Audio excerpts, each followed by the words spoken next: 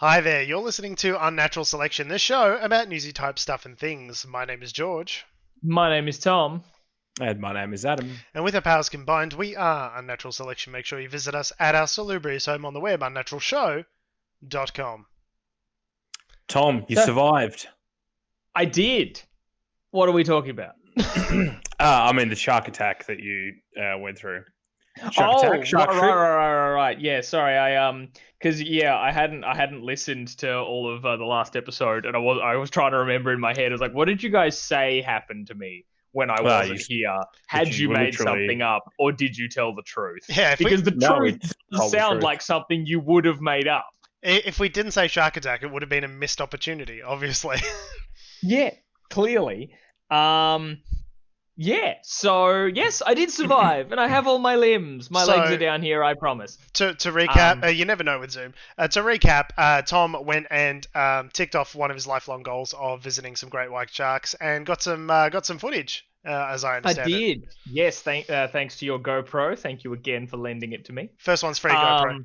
All right, yeah, true.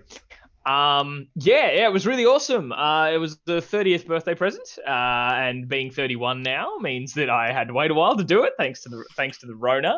But yeah, it was great. I don't know where to start. It was like a 3-day trip. We were out at sea for like 2 nights, 3 days, 2 nights. Constantly trying to. How are your sea legs? Rubbish at first. I was violently ill. Oh, really? On the first day. Yeah. It's essentially we slept on the boat while we were in port. In Port Lincoln in South Australia, and so the boat left at like 4 a.m, and it's a 5-hour journey. So it was like the boat leaves at 4, and then so by 9 a.m. we'd be at the Neptune Islands, was the area that we went to, because that's where all the seals are, and great whites like eating seals. Now, how many sea shanties were you singing along the way? I'd be curious to know if they all knew the Wellerman song. It didn't come up. I was too busy vomiting. Because, I slept it, I tried to sleep through as much of it as I could, leaving at 4 a.m. But they said that the sunrise looked really nice over the islands. And it did. But the later into the journey that we got, the choppier it got. So I was a bit like, all right, just stay on, outside where you can see the horizon and try to level yourself and all that sort of stuff. And I was like, oh no. And I vomited like 6 times, even when I had nothing left in my system. Over a few hours, I threw up like 6 times, and for like the last week I've had a weak diaphragm as a result. Wow. Like if I laugh too hard or if I speak too long a sentence, I think I feel better now, but I was just like, my muscles hurt. And it has to be because I was contracting to vomit with nothing in my system. It was really bad. So a few things. So number one, has Alice run past anything past you for a comedy festival show? And if so, are you obliged to respond with the classic comedian's response of "That's funny" because you're not allowed to laugh? It's been a terrible week to have this affliction, given it is now comedy festival and my partner is a comedian. No, I've just copped it. I've felt the pain. Sorry, Adam, you had a question? Please, Adam. I just don't. So, 6 times, and then it was fine. Like, did it just go away, or like? I got used to it. Well, once we were there and anchored, it's less like bumping around as much, and it's just like gentle swaying, right? So while like you might feel a bit weird, I got my sea legs over time, and also I started taking like seasickness tablets because since it was. I hadn't had them in the morning, and then it just kicked in. By the time you feel like vomiting, it's too late. The tablets will not help you. So that's why I just had to like suffer. And then any other time where I was feeling like, I'm a bit off, I'd take them, and then I was fine. And I slept through a lot of the journey back, like the bad stuff. Anyway, the fun part was the sharks. But it took us a while to get a great white shark, unfortunately, because as I said, it was a 3-day trip. We didn't get one till the last day. So the first 2 days were made up of we did a lot of like binoculars seal watching on all the islands while they like sunbaked on the beach and flapped their fins around, and dolphins we could see like going through the water and stuff like that. But we were just used to staring at a bait line just kind of in the water hoping. It was a weird experience to be hoping that a big shark would turn up and attack your bait. Like, even though sharks are time, could you go for a swim? But if you went for a swim, there's a possibility a shark could rock up and eat you. I was going to say, Adam, if you want to jump into like 30-meter deep water where you're trying to get a great white to turn up, be my guess.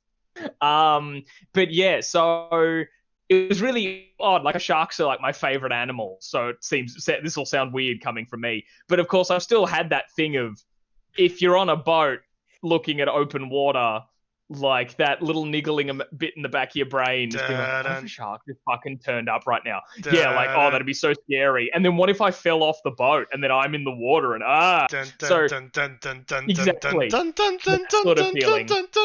So it was very strange to be kind of like watching the bait, being like, where's the shadow? Where's like the dark shape of the sea monster coming up to entertain us? But it made its arrival even more entertaining because, yeah, we'd had 2 days of like staring at this rope out in the water floating. There was like fish heads just on this massive hook kind of sitting there. We had a few things come check them out, like kingfish, like these massive fuck off kingfish, and a bronze whaler shark turned up, which was still pretty cool. They're a lot smaller and not what we were there to see, but they were still pretty cool. Sorry, mate. Obviously you're an opening act. We're here to see fucking great whites, mate. Get off the stage. It was a good opener. It was a good opener. Bronze whalers are great because they're these sleek, like bronze, obviously, coloured sharks. But they look like they have googly eyes, like those shitty ones that you like just stick onto toys. Like, they've just got these big white eyes with this black pupil that's often at the bottom, like a googly eye that's like dropped thanks to gravity, and they just have this stare, and you're like, you look really cute, but you're vicious as fuck. But yeah, anyway, so we had 2 days of looking at a bait that was just having pretty much nothing happen to it. It's kind of being like, yeah, da. Don't get me wrong. So far, it sounds thrilling looking at lobotomized fish for 2 days with a bunch of fishermen. It honestly sounds delightful so far. Money well spent as far as I'm concerned. The view was wonderful, and we also took a boat trip to go see the seals more up close. I'll get back to that if you're interested in that story, because that's also fun. But on the last day, it was like, first thing in the morning, I got up and I was like, look, every other time something has come near the boat, by the time we know that it's in the area, and then I've thrown on my wetsuit and all my gear and rushed down and jumped in the shark cage, often it's still around, but sometimes they bugger off and we miss it. So I'm like, all right, I'm going to get up and I'm just going to get dressed into my wetsuit. So everyone else was like, you're keen, because I'm standing around with everybody on the ship in my wetsuit while they're in normal clothes. And I'm like, yeah, I'm keen, aren't you? But we were all on the top of the boat, about like 9 o'clock in the morning, all having our morning coffee, just nonchalantly having a chat, staring at the bait, which we'd been used to for days, and then bang, a 4-meter great white just came out of nowhere, head out of the water, like flipped its tail around, and then just dove back down. The person who was on the bait line, because technically we're not allowed to feed them. We're like, you're licensed to use bait to attract them into the area for commercial purposes, but you're not allowed to just be feeding them. So they're under instructions not to let the great white get the bait. So normally someone's on the rope, and then other people are up top who'll spot the shape gunning for it. You call out and they pull it away, and then you get a cool shot of the shark coming up, right? There was no warning. It was just bang, out of nowhere, took the bait, gone. If you're a surfer, you're fucked. Like, seeing that in person, I'm like, how has anyone survived a great white attack? Because she rocketed up out of nowhere, took the bait and was gone. And then, my heart stopped when that happened, because it was just, even though that's exactly what we were wanting to happen for like 3 days, it was still like a holy fucking shit. That's the biggest animal I've ever seen. 'Cause she was 4 meters. We're gonna need a bigger boat. It's amazing. There was actually a distinct lack of Jaws references. I assume kind of everyone was, without discussing it, on the same page as to like, yeah, we get it. Like, the people on the boat have obviously heard them all, and the rest of us were like, yeah, we get it. I haven't even seen Jaws, and I know the Jaws references. Yes, I haven't seen Jaws. You haven't seen Jaws. I never got around to it. Well, there's this shark, right? Uh-huh. And it eats people. Uh-huh. and then they have to go and kill the shark. Okay. And But the it's movie actually a big metaphor. is called Jaws. Yes, but it's it's actually a metaphor for communism. Well, it's more like, it's the perfect and antithesis to the main character, who's like the sheriff of Who a has no coastal jaw. town, who's afraid of water and all that sort of stuff. And it's also a thing about capitalism, because the mayor always wants to keep the beaches open, even though it was a metaphor about communism in a very roundabout way. communism, just anti-capitalism. Okay. Close enough. Well, I mean, yin and yang, Yin and yang. But yeah, so got in the cage and got to get a few looks at the shark. The footage that George was alluding to before that I got, where she came up like right close to the cage to have like a good look. I was really lucky to get that, because this shark's personality very much seemed to be hanging out in the depths where you can't see her, and then she'd just rocket up to attack the bait and then come back down. So I got a few shots as well of her doing that, which is blink and you'll miss it kind of shit, because if you're not looking in the right direction, you're underwater, you don't hear her coming. It was just like insane to see.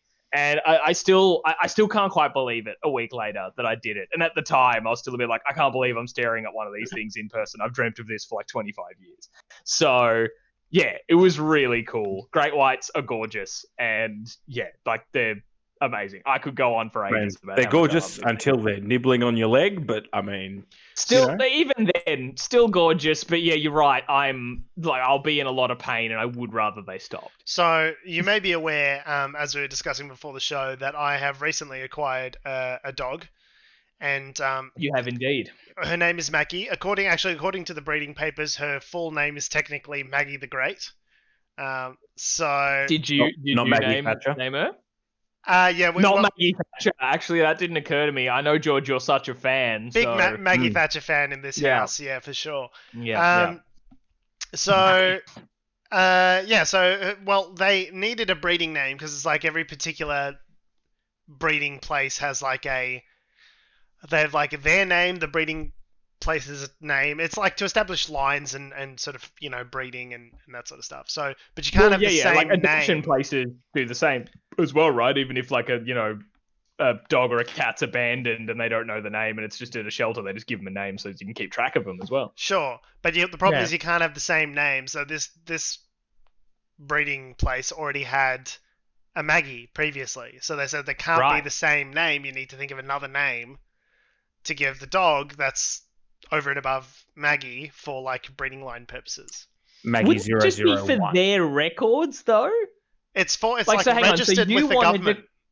Right, because you wanted to call your dog Maggie, and they're like, this is like a Michael J. Fox scenario where they're like, sorry, there's already a Michael Fox in the Screen Actors Guild. Exactly. You have to come up with something else. So, wow. More that's like, crazy. Log on to the portal. That username is already taken. Yeah. You have to find quite out literally. It's like, we've had a Maggie, so Maggie _XXX, several different sizes _69 Surf King. Maggie 69. Maggie 68 was obviously taken. There's a lot of Maggies. So we ended up going with Maggie. We were initially going to go with Maggie the Conqueror, but it was too many letters. So apparently there was a limit on there. But anyway, all of which is to say, we got the limit on dog name characters. Apparently, look, it's a very technical world, Tom. I wouldn't expect you to understand. The whole point is, fair enough, is that we've purchased the dog. We have the dog, and the dog is a very small little West Highland Terrier. Okay, it's a very small dog, and when she nips at my heels, as she is wont to do when she goes into what I call berserker mode, when she's just eaten, she's very excited and she wants to play, and your foot is the funnest toy of all because you really don't want to get it bit, and so you pull it away and she thinks it's a game. It's a really fun thing that she does that I hope she grows out of immediately. But she's got a little tiny mouth and really tiny little teeth, and she bites it. It fucking hurts, man. And that is a tiny little dog compared to a 4-meter long great white shark. So you were telling us before the show that there was a gentleman who'd received a great number of stitches as a result of a shark attack. Yes. So the tour I went on, first one free, was the Rodney Fox Shark Expeditions out of Port Lincoln. And Rodney Fox is an Australian man who's probably the most famous shark attack survivor ever. Because I was going to say, it's not the Rodney Fox Memorial Shark Tour, because that would be in bad taste. He's still alive. Okay, good. He's still alive. in the 60s, he was spearfishing, and while spearfishing, just a great white came out of nowhere, bang, got him by the torso in its mouth. Dang. And yeah, like he broke every rib, I think like collapsed a lung, all that sort of stuff from the shark's bite. I actually heard him give a talk when I was like 14. I think my dad took me to him when he came to speak in Canberra. And he said that while that happened, his mask got knocked off. So he was also blind while this was happening. And I was like, that sounds like the most terrifying experience I could possibly imagine. Anyway, yeah, he had like nearly 500 stitches to fix like all that sitch. It's pretty crazy. But then he devoted his life to understanding great whites better because everyone was like, fucking cull them all. And he was like, no, it's an animal in its natural environment. What are you talking about? I deserved it. I was being a real piece of shit. You know, I wasn't listening to my wife. You know, just I had it coming, frankly. Yeah. So one question I have was, okay. So you're on a tour for three days. Yeah, it was 3 days. Yep. A group of how many people? There were 8 guests. Men? And men, then there was presumably. the crew. No. Really? I assume yeah.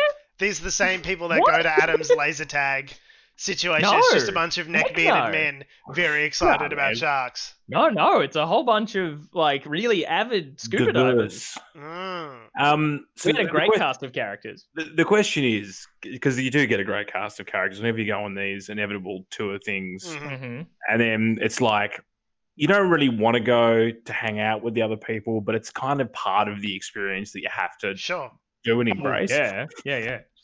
Was it a like, and I guess because the shark, you know, appears, and I don't know how long the shark hangs around for, but like, was it like a shit fight to get in the cage to look at the shark? Like, we're all going to fight to the death to be able to go into the shark cage to potentially face death.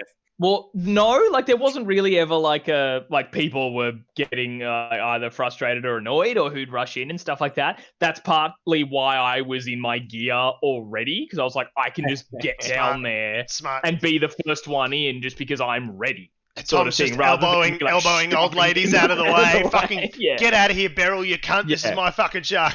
None of that. But of the 8 of us, actually 5 of them were certified scuba divers. And the certified scuba divers had another option where they could go in a cage that they lower to the ocean floor and see the sharks from down there, which I wasn't allowed to do. Where the cage gets cut and then it falls to the bottom.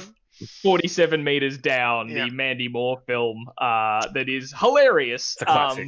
It's a classic. Classic. George, I thought like you before I got on the boat. I was a bit like, wouldn't do that, not a chance. But after seeing them do it a few times, like because I could see it from the surface cage, I could watch them go down and do it. I was like, yeah, you know what? If I was qualified, I'd totally do it. Looks like fun. And they got some great views of the shark because, as I said, the shark liked to hang out down the bottom and then she'd come rocketing up. Incidentally, the shark's name was Emily. I found out it was a shark that they recognized.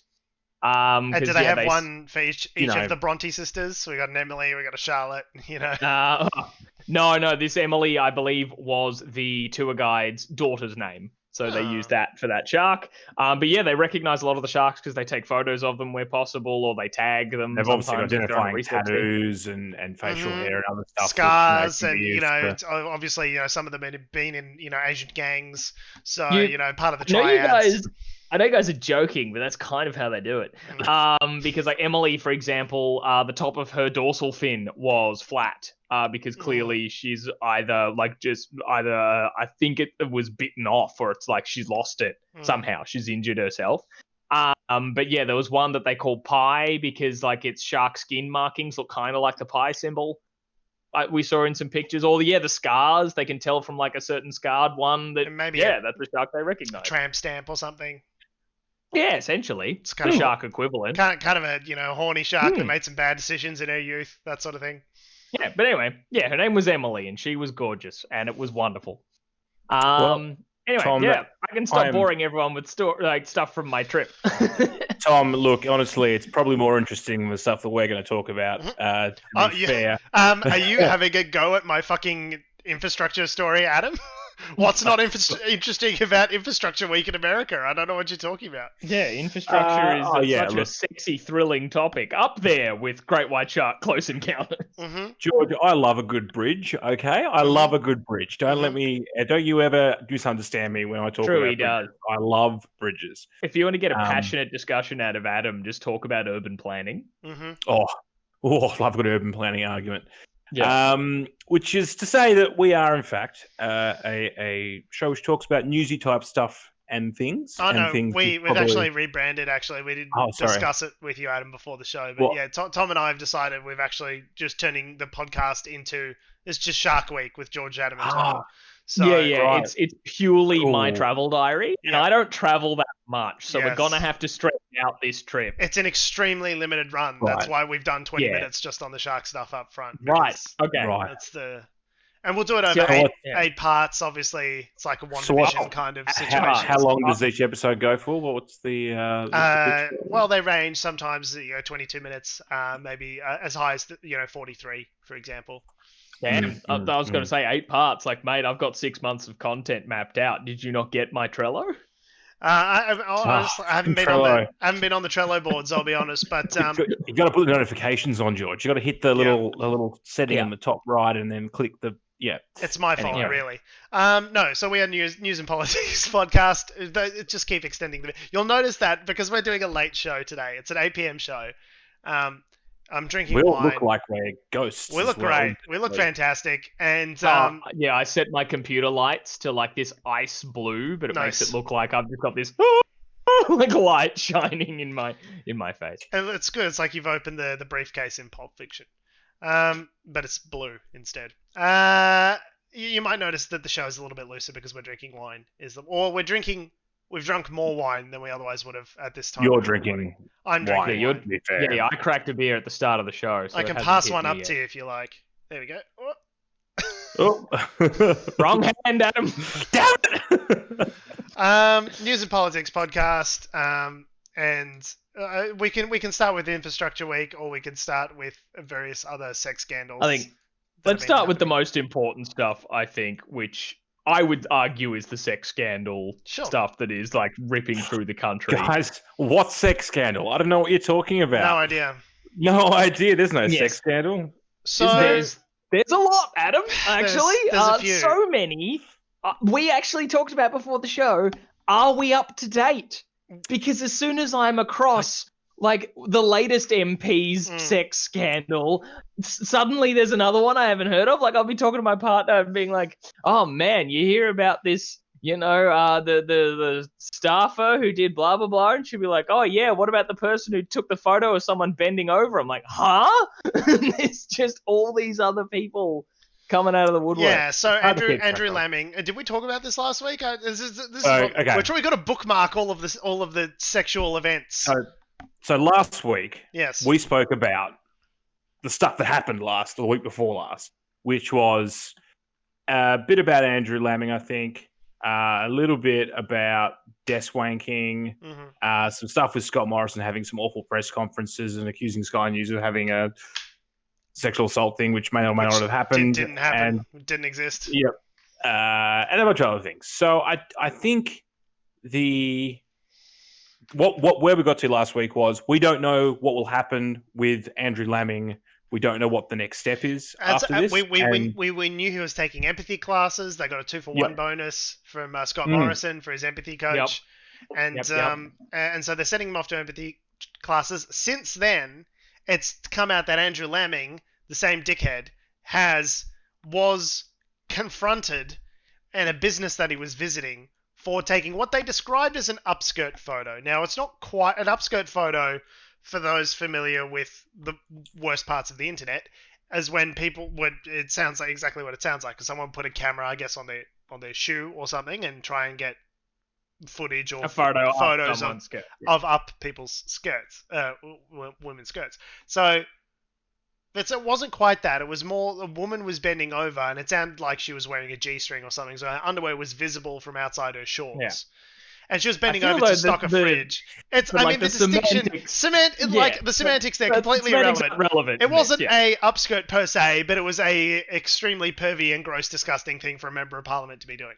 And so he took a photo of her bending over to restock this fridge, and someone saw him doing that and was like, bro, what the fuck are you doing? What the fuck? Delete the photo. Delete that photo, creep. you fucking sex pest. And he was like, he said something about, he was talking about the conditions of her work and how she was diligently filling a fridge, and that's why he photographed her. I was like, yeah, I love saw a woman, photographing like, people hard at something. work. Yeah. Yeah. You fucking weirdo. Yeah. Dig up, you idiot. You're supposed to dig up to get out of the hole. So of course that's come out. Mm. But then I think also the next development from that, because this shit goes so quickly, is that is he the one not contesting the next election? Yes. Yeah, so he's resigning, quote unquote, by not contesting the next election. Meanwhile, he's going to collect another year. Yeah. So he gets another year of money. At my job, if I've been done for a sex crime, essentially, what I get to do is decide the manner in which I resign from that post. I say, hey, this is all for... I apologize for whatever it is I'm supposed to be sorry for, whatever. I don't even know, man. Who gives a shit? Whatever. It's not a big deal. But whatever. I'm sorry. I'm going to quit my job in a year and a half, and I'll collect $210,000 on the way out. K-Thanks, bye. Yeah, George, you did this awful sex crime. That's really bad. We want you out of here. When's good for you? When suits you? Have you got some shit going on? Have we got a slim majority? Oh, no, but Tom. We have a slim majority? It's okay, because he's the one seat that's keeping the Morrison government in the majority, so it's okay. It's fine. He can do what he likes. There is also the, like the small issue of, like, he's not, like, there's no consequences, right? If you just get a free pass because you're significant to the government keeping a majority, and there are literally no consequences whatsoever, and you get to leave at a time of your choosing, doesn't that really say to the public that the Morrison government really does give no fucks about women? Like, surely, if you really believe strongly enough in your convictions that this guy was a creep and a weirdo and isn't fit to be a member of parliament, like, why would that be more true in 12 plus months than it would be? It just shows that there's no consequences, right? You can do whatever the fuck you want. Also, it shows that keeping power is more important than consequences for objectively terrible behaviour. The best part is he's off on a month of paid mental health leave, which is a privilege that only members of parliament seem to enjoy, specifically in the wake of sex scandals that they've perpetuated. I've got Linda Reynolds. She's on medical leave. Yes. Greg Hunt may have had medical leave for a heart condition or something. He's back, He might be back, yeah. So who else? Christian Porter. Christian Porter's obviously, mental health leave. Andrew Lamming, mental health leave. I love all these generous leave policies that only seem to affect the perpetrators of crimes. This is a really great way of handling, like, the rest of the public. If you were caught doing that, you'd be fired, if not fucking arrested. But if you're a member of parliament in a slim majority, then here's a month of vacation paid. Thanks, bro. Thanks for your service. George, being a politician is really stressful, okay? You don't understand the pressures and the work that they put in. Mm-hmm. So stressful. So incredibly stressful.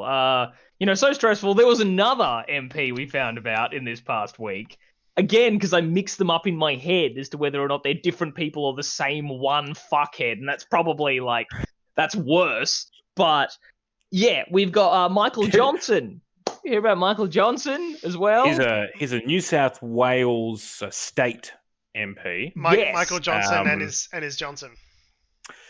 Hey guys, we should play guess which MP is the sex pest. Like, it's the favourite household game. Spoiler, it's all of them. Defamation suit waiting to happen. It's just like, we can do a little jingle for it. Like, it's a game. We should put it into the next week's show. Anyway, sorry, keep going. Who's a sex pest now?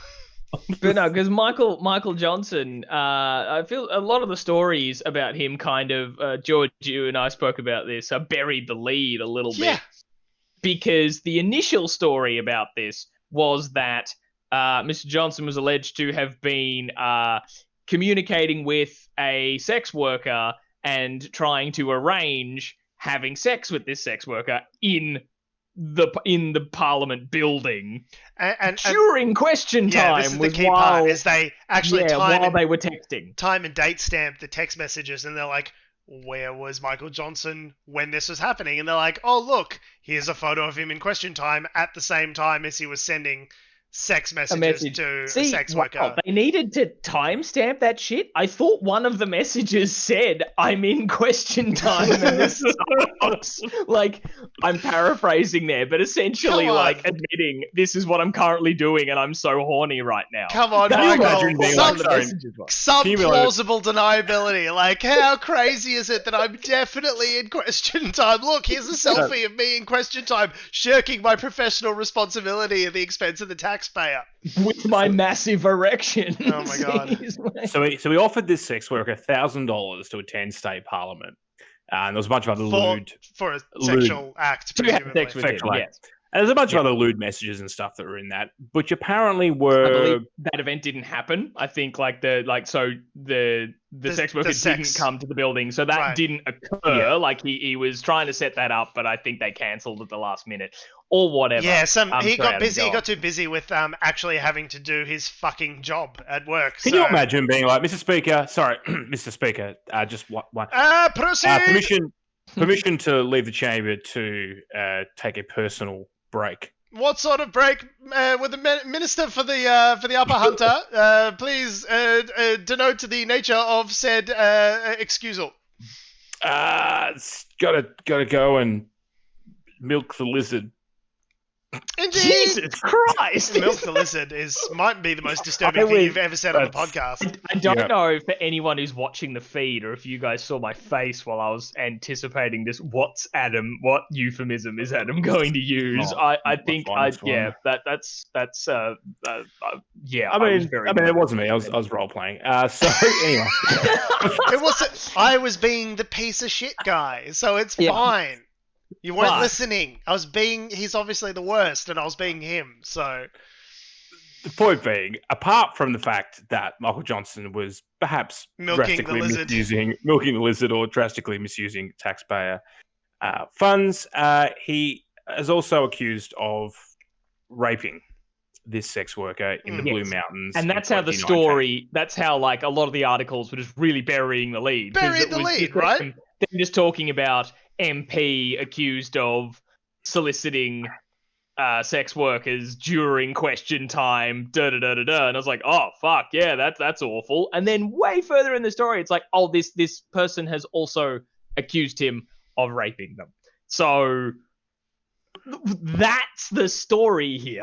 Yeah, member of parliament accused of rape surely would be the fucking. I don't care about the text messages. What the fuck? Where was the media was fucking asleep at the wheel on this story for like 3 days. It felt like, and then it was only because a member of the Labor Party in New South Wales mentioned the allegations against a coalition MP as part of parliamentary privilege. That the accusations were even able to come out in the first place, and then it was obviously leaked to the media that it was this guy. But it just felt like apparently after that thing ended, like it was immediately leaked to the media. Like someone just went, and it's this guy. BT Dubs, it's Michael. It would have been like, imagine as the speaker says, all right, no, I'm calling question time to a close, and I don't know what do they bang a gavel? I'm not sure. But then you just see that there's a bunch of MPs who immediately just piss bolt for the door because they've been like half out of their chairs waiting for it to be over so they can go to their media contacts. And,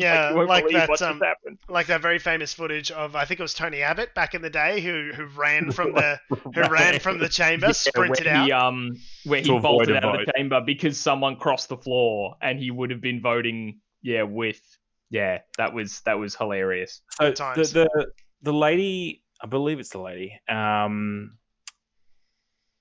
What is the lady that apparently is leveled the accusation. You leveled the accusation. Thank you. The leveled the accusations against Mr. Johnson.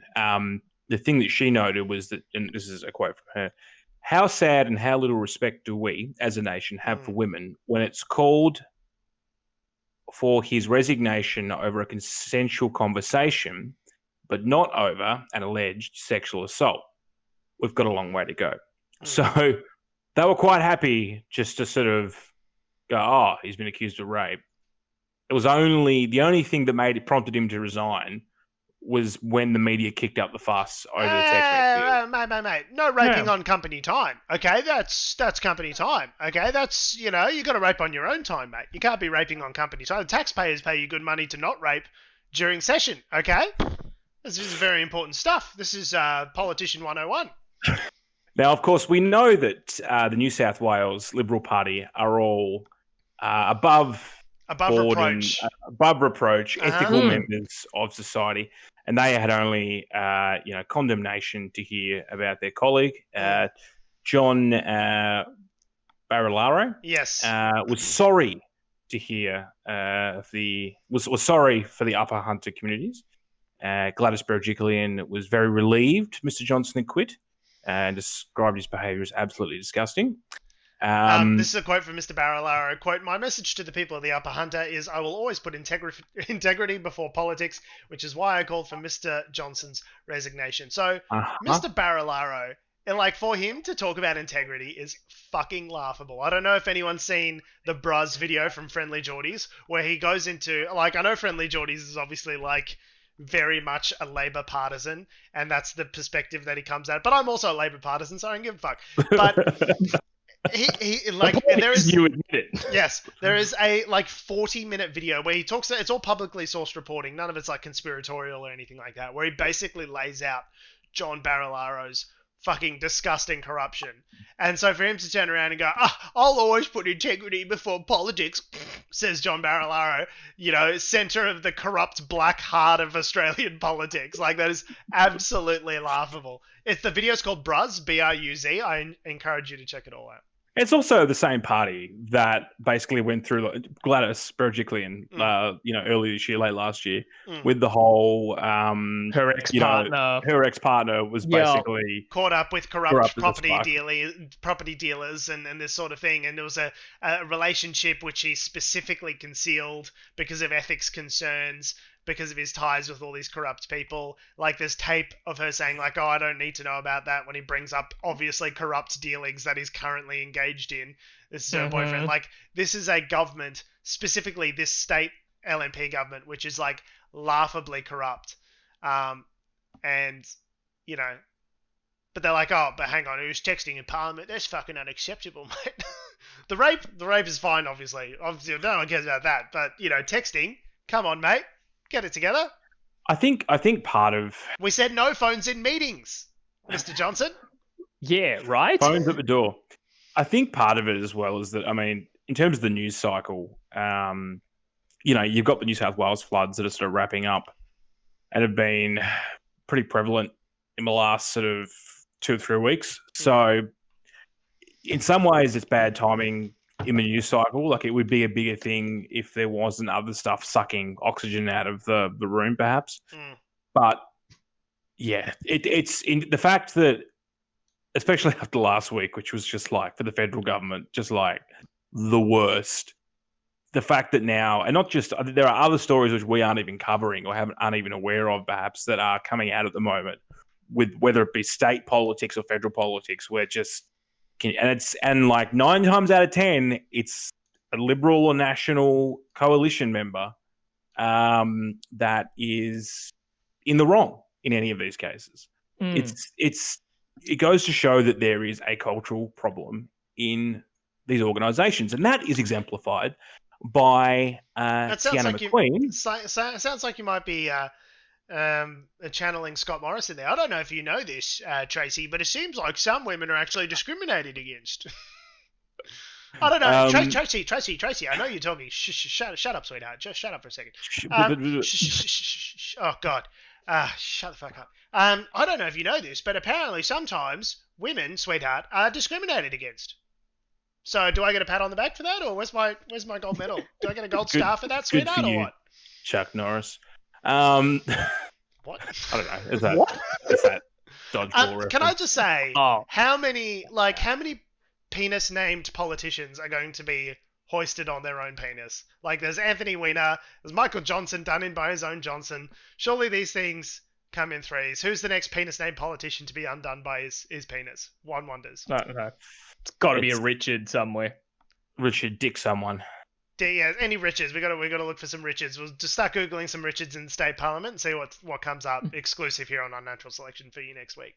Just from the terms of probability, we'll probably find something before everyone else does. I mean, at the rate that the burn rate that we're currently running at, I guarantee you there will be another penis-themed sex scandal from the LNP government this time next week. There's a really good what's his name? And it's gone. Who did it? Sounds like one word. Two words. A comedian. A comedian. He did the Randy with the purple puppet. Sammy J. Sammy J. Thank you very much. So that just completely blanked. How did I get that and you didn't get that, Tom? Anyway. Well, Sammy J doesn't puppeteer Randy. That's a different Randy's comedian. You realise that, right? Yeah. Sammy J and Randy are I'm trying to remember the name of the man who puppeteers Randy. I understand that, but I speak Adam. I'm translating. I speak Doreen. Right. So yes, that's what you order for him at restaurants. It's a strange dialect of English. He'll have the filet mignon, medium rare. Isn't that right, buddy? Yeah. Thanks, man. So Sammy J had a really good skit the other day. It's the one the character he's had it for a few years now, which is that there's the football coach who's the political government coach. Yeah. There's one where he knocks on the door of the medical department. He walks in, he goes, "Need an update for the injury list," and they just go through every single politician who's in the federal cabinet. It's just been like written off, basically. I recommend anyone who's interested to check that out. But speaking of cultural problems within the Liberal National Coalition, perhaps this is exemplified by the Liberal Party, Federal Liberal Party Vice President, Tiana McQueen, who made the comment, allegedly at this meeting, "I would kill to be sexually harassed at the moment." That's a quote that is verified by three, and the Sydney Morning Herald took pains to mention this, was verified by three other Liberal members of Parliament. So given that there's not that many female Liberal members of Federal Parliament, like, they're basically saying, like, all the people who would know about this, they're saying that she's full of shit. This is exactly word for word what she said. And she said, quote, Tina McQueen says, she said, quote, "made a throwaway line that when women reach my age, we don't have to worry about being sexually assaulted." That's a whole nother level of internalized misogyny, right? Like, that's I'm too old and ugly to be assaulted or something. That's so just bad. It's so bad. That's still bad, Tina. Fuck. Tiana, I don't know, whatever. But it's. I mean, this is the. She's not actually in Parliament or anything, but this is a lady that's in charge of the Liberal Party at a federal level. And she's nailing it, as far as I'm concerned. And her appearance on Q&A, which was described as a dumpster fire car crash, obviously she's nailing it. She's doing so good right now. Absolutely nailing it. And she was in a meeting. She made this comment in a meeting with these other senior Liberal women to discuss the New South Wales branch's new code of conduct. Right. So to be clear, the new code of conduct says that they now have a zero tolerance policy around, bullying, sexual harassment, vilification, physical violence, and discrimination. Which does beg the question: what was the tolerance policy before this policy? Apparently there was a some tolerance policy for all of these things before this meeting. But that's aside. Just put that to one side. So she's said during this meeting about sexual assault that, and what the policies that they were going to sort of try and implement to avoid that stuff happening in the future, she was saying she would kill to be sexually harassed at the moment. Now, she also said, to me this is the actually like very problematic part of this, is that she said, quote, "let's talk about women not getting drunk at work." Now, that's obviously a reference to Brittany Higgins and her alleged sexual assault at Parliament House, which occurred after, it was like an office party or work drinks. Yeah, work drinks. But it wasn't. They weren't drinking. First of all, it's just like, A, it's inane and inaccurate. She denies that she would just... But what else? She denies that she was talking about Brittany Higgins. But what the fuck else could she be referring to? You know what I mean? No, like, she said that it was absolutely no reference to anyone. Okay, what was the question? Well then, but if it's who not, brought it up? if it's not referencing Brittany Higgins, Who's it referencing? You're at least then referencing the exact situation that is alleged to have occurred to her, right? Like, you and can't... Also, and like, aside from the fact that it's just factually inaccurate that they weren't drinking at work, they were drinking, and then she was lured to her workplace where she was sexually assaulted. Like, and also, like, and C, point number 3, I don't know how many points that is now, but like, none of that has anything to do with your culpability in terms of being the victim of a sexual crime. You fucking... this woman... Yeah. She's employed. She's not voted in. Well, she might be voted in by Liberal members, actually, to be fair, but not by the tax-paying public. Oh, good. So what you're saying is we can't, as voters, remove her. She'll be fired immediately then. Yes. No, she'll be like, no leave for her. She'll be turbo fired immediately. If you're an elected official and the taxpayer, purse. No. Fucking take 10 years. Get a whole, salary package going on there. Leave when it's convenient. Yeah, it's like that scene in Fight Club where Tina's just beating herself up so she can get the paycheck sent to her without having to come to work. They're like, Tina, stop. She's already dead. It goes to show. I mean, this probably goes back. I'm going to use this as an extension to make a political point that I've made several times before on the show and in my own time as well. Tracy, I don't know if you know this, but apparently, occasionally, women can be discriminated against. Where's my pat on the back? It's right here. Here's my back, if you want to pat it. So, pretty good guy. So, the problem is, and that Scott Morrison's made several references in press conferences when they were talking about reforming the Liberal Party. He's like, oh, we've got a federalised structure, so every state's got their own branch, and they're responsible for their own branches. I won't get involved in that. Man, if only there was like a leader of the whole party who was also in government who could do something about all of this stuff. Who was you, maybe, could do something. But part of the problem is that it's so systemic that each of these localised branches, whether it be the top of, in this case here, the federal Tina McQueen, sorry, or whether it be, your local branch down in Flinders or whatever the electorate is on the Mornington Peninsula or whatever. The problem is that the culture exists where people are pre-selected and are put up for election without questioning any of these values. And until the branches get their shit together and start going, maybe these kind of people aren't suitable for federal politics, whether it be for I don't know what you're talking about, Adam. Fucking Nazis or whatever it may be. The Nationals have a pretty good history with pre-selection in their branches. Okay, I don't know why you would bring that up. That's crazy.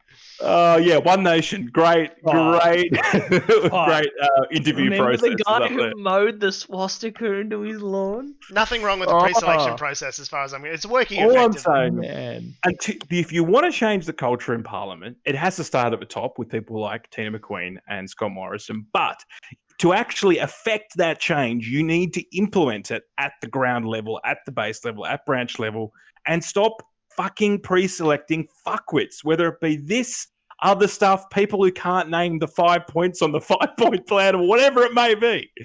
You've got to be able to get better people, better candidates in there. And maybe you should stop engaging in a binary misogynistic politics, that doesn't attract women to your party in the first place. Like, maybe if you speak to issues that affect women in a way that's with candor, right, and in a way that's empathetic without the need for an empathy coach paid for by the government, maybe if you do that, then you will attract people to the party who share those values, and then you will have those people in your party so they can tell you, for example, don't take upskirt photos of women at places that you are visiting. Andrew Lambing, for example. That might be part of the consciousness. If you advocate policies that benefit women, you will attract women naturally to your party, and that can go some way to resolving the issues.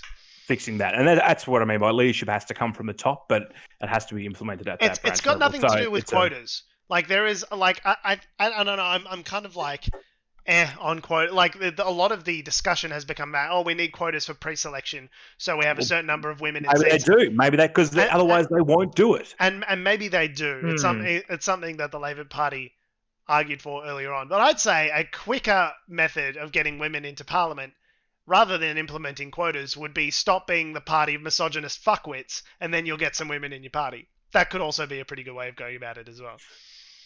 It wouldn't be a bad idea. It's a start. Far be it from me, as a cisgendered, heterosexual, mostly white male, to say to Tina McQueen, who is a female person, oh, you better check your internalized misogyny, bro. Like, I understand the irony of that, but like, it is clearly a culture that is so deeply rooted and so pervasive in this party that even the women are kind of sexist. and I know that's like, I don't know, that's a thing for me to say that about a woman. To be like, you're not enough of a feminist, says man. Like, you're doing feminism wrong, says local bloke. Oh, but what a headline that'd be. we want to get, Insta famous, Tom. It's going to happen one way or another. But I do think that, it is like, it is the clearest evidence yet that I've seen that there is just like chronic dysfunction in the LNP when it comes to how they treat women. Like, it doesn't get... It's like, God, send me a sign. Like, how do we know that there's dysfunction in the Liberal Party around women? Like, this would be the sign that there's a little beam. Red flag. Yeah, exactly. Yeah. Just like, yeah, exactly. Blinking red light if ever I fucking One saw light, two lights. So the saga continues, and it probably will next week. We'll probably have an update for you with yet another scandal this time next week. Well, what are you guys going to talk about now that Trump's not in politics? What's there going to be to talk about? You're going to have no content, mate. You're going to be up shit creek without a paddle. No fucking content without Trump in there. You guys have had it easy the last 4 years. Fuck you. I said there was going to be bullshit, and sure enough, bullshit has materialized. Did I not say it? Oh, there was so much bullshit. Like, there's so much bullshit that goes on in Australia that we just weren't talking about because of how batshit insane Trump was. It's the oxygen in the room argument again. If you have a big enough fuckwit, he'll pull all the oxygen away. And part of the sexism scandal actually probably has been pulling away a little bit from the news around how Australia's vaccine rollout is going. Smashing. Why do you ask? Great. Oh, it's great. All things. Let's put the Liberal logos all over it. No worries. Yeah. I mean, there are people who've been vaccinated. I'm told 600,000 people have been vaccinated thus far. Amazing. Just shy of the 4 million we expected. What? No. That was by the end of April. But they misspoke, Tom. They misspoke. See, when we said the start of what we meant was the other end of April 2022. So that's next month. The other April is the wrong April. So the equinox. Yeah, we said the end of a March, not the end of this March. Le March. There will come a March that ends where 4 million people will have been vaccinated. Not this March, mind you, but. No, March. Definitely no. Wait, what are we? April? Yeah, definitely not this March. Sorry, if you'd asked me that question at a different time, I might have had a different answer. Did I say that out loud? No, another March. Sorry, I was busy just taking an upskirt photo. What was the question again? So with the vaccine, now Australia has lagged behind the rest of the world in terms of the rollout, and arguably in that they're getting vaccines and we're not. We're not. Yeah. And that's been basically because, one, the vaccines weren't emergency approved. They went through the regular approval process that vaccines normally would have in Australia, so that took a bit longer. And secondly, I guess because we're mostly COVID-free, the urgency because we kick the ever-loving shit out of it with our lockdowns. Which are ongoing and sporadic, depending on which state you're in. Yes. I saw some of the press. So there was a snap 3-day lockdown in Brisbane recently. In Brisbane. And people, the interviewers on the TV, sort of talking to people, and they're like, oh, it's good to finally get out of lockdown. 3 days, it was pretty tough, And I just, meanwhile, down here in Melbourne, we're just like 100 days of lockdown, just like rocking back and forth in our chairs. We're all here in our Melbourne Brisbane Blacks with our Pinot, just like watching the TV. Being So like, cold, fucking so alone. And they're like, snowflakes. yeah, mate, it was a whole fucking weekend that I couldn't see my mates and drink a bunch of 4X. It was fucking terrible. Oh, but all the businesses, George, that lost over Easter, all the businesses, think about them. I do feel sorry for the businesses. And Yeah, like I mean, fair enough. Blues Fest, which got cancelled, like that's going to fuck a whole bunch of people over. Like that stuff I like. Yeah, Yes, big obviously that is a big deal and that sucks for those people. And the government should reach out with assistance directly. But like, But will they? no, probably not. No, haven't you heard? JobKeeper's ended. Coronavirus is over, Adam. Everyone should just fucking get on with it already. No, so book some cheap flights to Queensland. Do it. yeah, Do books it now. right now. They are extremely cheap. Those flights, so half price of the extremely already cheap flights.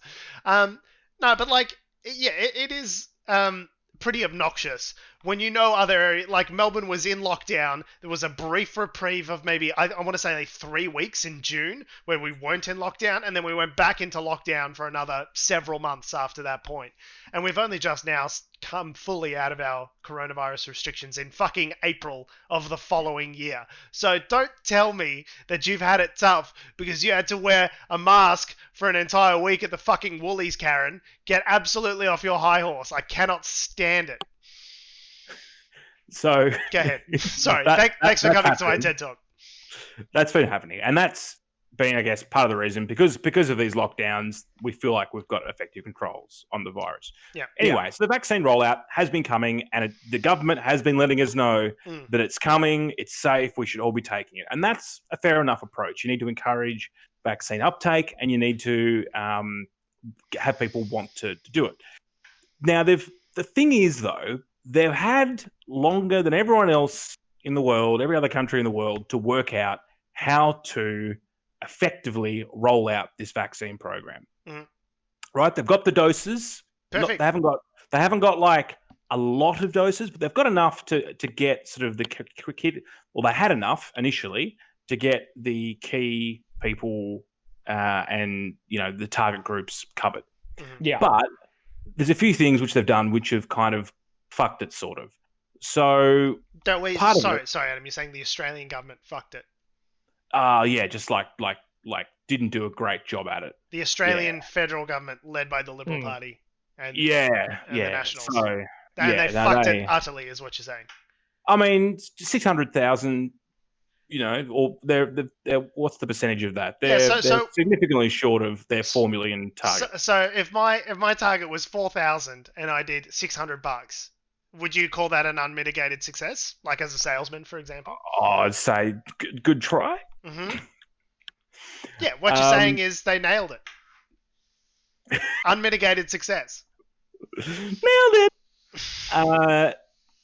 So basically, yeah, the part of the problem is that they 15%. I just ran the numbers. There's 15% of the Great. 15%. Yeah, 15% to target gets you no commission. I award you no points, and may God have mercy on your soul. It's not really a pass in your university assignment, put it that way. Yeah, it's not a HD. It's not a HD. So part of the problem is that they have targeted, not only did they target frontline workers, they also targeted aged care as well. But in doing so, they kind of split the focus of where the initial, rollout has to go. So they haven't quite been able to cover every single target group with the same effectiveness. Oh, so instead of doing one thing well, they've done a bunch of things poorly. Basically. That sounds like the LNP, I know. And I'm glad they put their logo all over these plans, by the way, just so we know who's responsible. Yeah, they definitely have marketed it as a Liberal Party, solution. Great. The other thing that's caused problems is that basically part of the general rollout to the community has been through GPs, but GPs weren't really consulted as a part of that process. Can I say something? As someone who used to sell software to GPs, let's put it this way: they're not the most technically savvy bunch of people. I would speak to practice managers and they would say, "I'm sorry, we just don't want the online. We don't want the online bookings. We don't want the online." So online bookings probably would have helped them because a lot of these GPs have been inundated with phone calls about booking in vaccine appointments. Hey, Karen, bet you wish you would have bought my software now. Don't you, Mary? Turns out you do need the online for the fucking pandemic. And then the problem is that the federal government didn't quite really communicate with the state governments about where and when the shipments of the vaccines were going. So some would rock up to GPs unexpectedly and they'd be like, oh, we've got all these vaccines. Others, they'd be expecting vaccines and none would arrive. Great. And then they would then have to call all the people that made appointments and be like, sorry, we don't have the vaccine that we were promised. So they've got some places that have got shortages and they've missed their targets. There are some places that have got extra vaccines, like just hanging around that no one's using. Just next to the paddle pops. Just sitting next to the paddle pops in the ice cream aisle. You know, I was going to say, isn't there the huge condition of like the way that the vaccine has to be stored in terms of temperature control and stuff? So if you're not expecting to be getting this stuff and then it rocks up, like, I don't know, like what's the logistical thing of, can you tell them to be like, no, don't deliver them, take them back, take them to somewhere cold now, quick, or otherwise, it depends whether it's the AstraZeneca one or the Pfizer one, but you know, it's just been sort of this sort of confused sort of rollout where GPs don't really know what's happening. State governments aren't quite in the loop. Some stuff's going to Papua New Guinea. Like, there's vaccines in and around, and there have been delays because Europe are like, no, we want the vaccine for ourselves and whatever else. Yeah. But, you know, in terms of that target of getting, and initially they were saying, I wanted the whole country vaccinated by October. They've since walked away from that. Where are UK vaccines? I thought we were a colony, mate. I thought we were friends. We've got you on our money and everything. You're ahead of government, mate. You guys have got vaccine to spare, apparently. UK kind of need it, though. Now, potentially they may catch up. So, like, it's an exponential growth thing, right? That as they get better, more people will be vaccinated per day. But even so, they've still got to go from something like 55 or 58,000 people a day, which I think they hit the other day, up to about 120,000 to be able to get their targets. You're definitely behind the line. You're definitely starting from behind the line. Yeah, which is nuts, given, like, I know this is like a huge, like, apples to oranges comparison, perhaps. But when I see that, what was it, Joe Biden promised like 100 million in US the first 100 people days. Vaccinated in the first 100 days, and he hit 100 million in 58. Yeah. Like, something absurd like that. I know the US is in like a much more dire situation.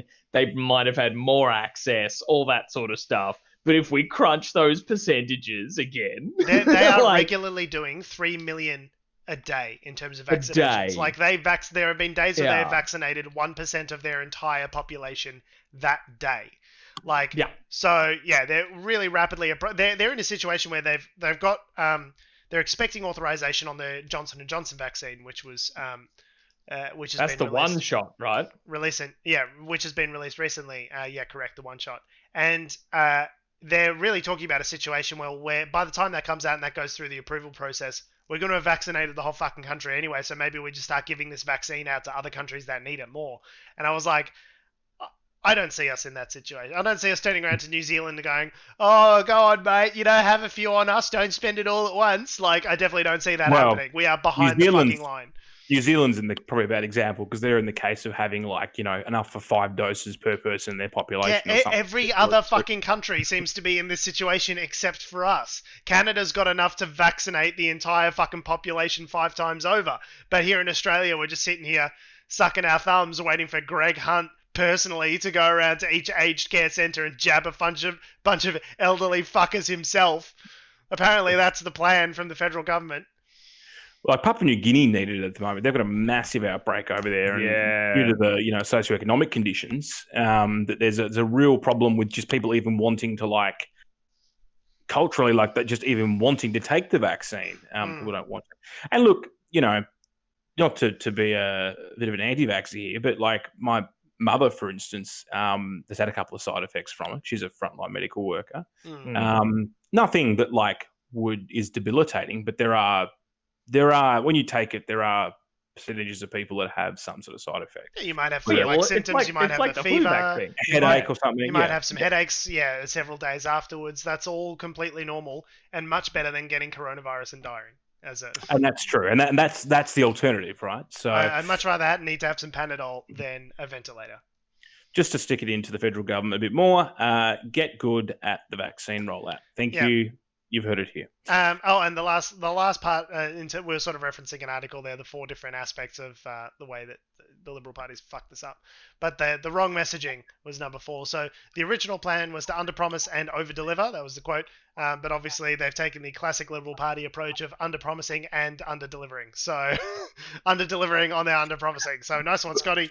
They're too busy making announcements to actually do any of the preparatory work for planning a vaccine rollout. They've only had a year to get this process up and running, so you can hardly blame them.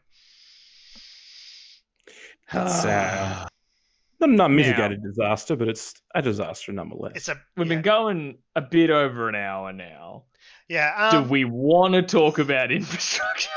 There's not too much to say on the infrastructure thing. So for fans of American politics, you might have noticed that Joe Biden has announced a $2 trillion, that's trillion with a T, infrastructure plan. And this one is actually costed. So rather than just printing your money and borrowing, Joe Biden's actually going to raise $2 trillion and spend it on infrastructure. It goes all the way from, really concrete things like building bridges and roads and, maintaining infrastructure and electrical grids and that sort of stuff, to investments in renewable energy and those sorts of, jobs of the future. And then there's like a third category, which is a little bit more amorphous. It's like investing in the infrastructure of people. And I'm like, I don't really know what that means, Joe. Neither does Joe, to be fair. That's all right. He's probably passed out at this stage. So I did see a very interesting interview on Rachel Maddow where famed progressive Congresswoman Alexandria Ocasio-Cortez was saying, like, yeah, $2 trillion's pretty good, but what we really need to address America's crumbling infrastructure is $10 trillion. I was like, okay, all right, calm down, Alexandria. You got your $2 trillion. Just chill for a second. $2 trillion, just like finding $2 on the street. Yeah, it's pretty good. It's pretty good. $2 trillion is pretty good, but it'd be even better than $2 trillion. $10 trillion. All right. It sounds like it's a decent plan. The way that they're going to get there is by increasing the corporate tax rate from 21% to 28%, which is still below the 35% level that it was before Trump's 2017 tax cut. So it's less a raising of tax as it is an uncutting of tax. You're like, hey, you know how we gave you that $2 trillion worth of tax cuts for no fucking reason whatsoever? Can we have that back? And you know what though? This is just gonna give the Republicans so much ammunition, though. Do you know what I mean? Do you reckon it's going to be a problem next time round? Because like all of the polling on this plan is like it is a very popular plan, and even based on the polling, it seems like when they tell people that it's going to be costed from raising taxes on large corporations, it makes it even more popular. Oh yeah. So they're like, people are like, oh yeah, it sounds like a decent plan. Build some roads and whatnot. I guess that seems pretty good. They're like, we're gonna tax the globalists to pay for it, and they're like, fuck yeah, build some roads, bitch. Build all the roads you want. Build some extra roads. I guess my point being is that while it's a good idea, the Republicans are pretty good at making good ideas seem like dog shit through the dog shit machine that they have there in Congress. They just sort of wheel it through, crank the machine. And don't you think though that they could have announced basically anything and the Republicans would have put it through the dog shit machine? They could have. Yeah, I mean the dog shit machine's got a really wide adapter, so you can put basically any bill. Yeah, they have to make sure they get good return on their dog shit machine investment. I reckon the Democrats should turn around and try. You know that thing where you go, okay, so Adam, say the word toast 7 times. Toast, toast, toast, toast, toast, toast. And I mean that is toast, toast. What do you put in a toaster? Bread. No, you're supposed to say toast. So what I'm saying is maybe the Democrats should do that with legislation. They're like, tax increase, tax increase, tax increase, tax increase. What do you not want? And they're like, a tax increase. They're like, great, we give you a tax increase. We're gonna cut corporate taxes, and the Republicans go, no, we don't want you to cut corporate taxes. Wait a minute, what did they say? But look, I mean, Biden's, he's going hard he's still in his first 100 days, isn't he? Yeah, it's definitely within the first 100, yeah. Yeah, he's going hard, I think, while they've got the majority, I guess. While it lasts. And yeah, I think it's good to see it. It'll hopefully they can get all this stuff passed without too much finagling. or finagling, as the case may be. Fin- Mitch fin- McConnell did come out straight off the bat and say, we're not going to support Oh. this plan no matter what it looks like. Which I was kind of like, oh, that's interesting, because now you don't have to go through the charade of, like, being involved in the process and acting bipartisan, because Democrats go like, great, we've got a supermajority. Now can you get eternally fucked, please? Like, we just will not deal with you then. If you don't want to be a part of the process, great, let us legislate without you because we can. You guys know we're the majority now, right? Like, it does seem... The thing that I think is the real problem with all of these big spending plans is they are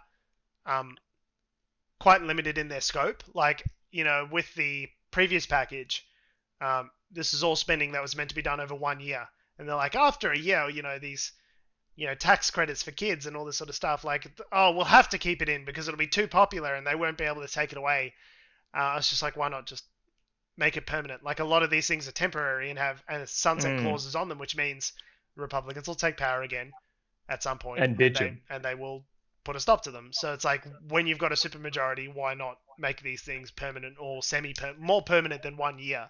At least does feel kind of sort of bitching out in terms of, people are saying he wants to be the new FDR or whatever, Joe Biden. It's like, yeah, but FDR was around for more than 1 year. So he literally died in the role and they had to wheel him out. that's the only reason that he wasn't president anymore. They would have elected him for a 4th term if they could have. Won them the war. Yeah, so that's happening in the US. I think Donald Trump's been saying he got up in a wedding the other day at Mar-a-Lago.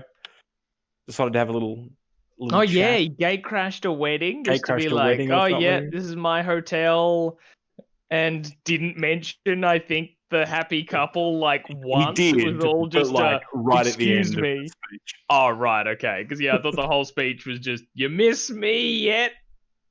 And everyone's like, no. I'm corrected, actually. FDR did win 4 presidential elections. He died during his 4th term. So They imposed term limits after he died. after FDR, yeah. Yeah. It's too popular. Too popular. Yeah, they were just like, you ever think we have too much of a good thing? And that's why the deep state killed him in office. Ah, right, yeah. I would have gotten away with it too if it weren't for that damn deep state. That and the 5G. On that note, we have been, we are, and we always will be Unnatural Selection. Make sure you visit us. Did you have something else? No, just something about chemtrails, Cool. lizard people. Make sure you follow Steel us beams. at our salubrious home on the web, unnaturalshow.com. Make sure that you follow us on all the... Follow us. How many wines have you had? In October, standing by. So, fun story. This is a bottle. You'll notice it's unlabeled, created by my uncle Chris. So I've no idea. Oh yeah, there's a fair bit of wine still in it. I was just checking it wasn't an empty bottle. Yeah, well, it started fuller. It's his own personal vintage that he makes at just like in his house. So With ethanol? who knows? So it's bathtub wine. That's what you're telling me. I mean, you tell me, buddy. It's like Nana's grappa. And isn't all wine bathtub wine if you put it in a bath? You know what I'm saying? Make sure you follow us on all the social medias that have, do, or ever will exist at Unnatural Show. That's Facebook, Twitter, Instagram, TikTok, and YouTube. Make sure you follow me and Twitch at Unnatural Show. Make sure you follow me on Instagram and Twitter at George Tsipos. You can follow me on Twitter at Tom D Heath. Follow me on Instagram and AC Doreen. And you can follow us all down to the Deep State. We'll be airing our concerns to them directly. Hey, you, Mr. Deep State. Why you got to be so globalist? Thanks for listening, guys. Love your faces. We'll see you next week. Have you guys heard about the deepest state? How deep is it? It's deeper than the deep state. Is Put it it that way. is it like the ocean? Like how deep my love how for deep you is is? how deep is your love? Is the yep. Yeah. It's deep. It's deep. It's real deep. It's real deep. How deep Is it- is your love? Okay, That's can the we- Well, I think it's like the Mariana Trench, but not like the real Mariana Trench, but like the Mariana Trench in the Meg, where there's that extra layer like below it that's like protected by that weird cloud, Mariana where the Meg Pasta. lives. Can I please end the it's show? like No. really deep. I just need a pause. There it is.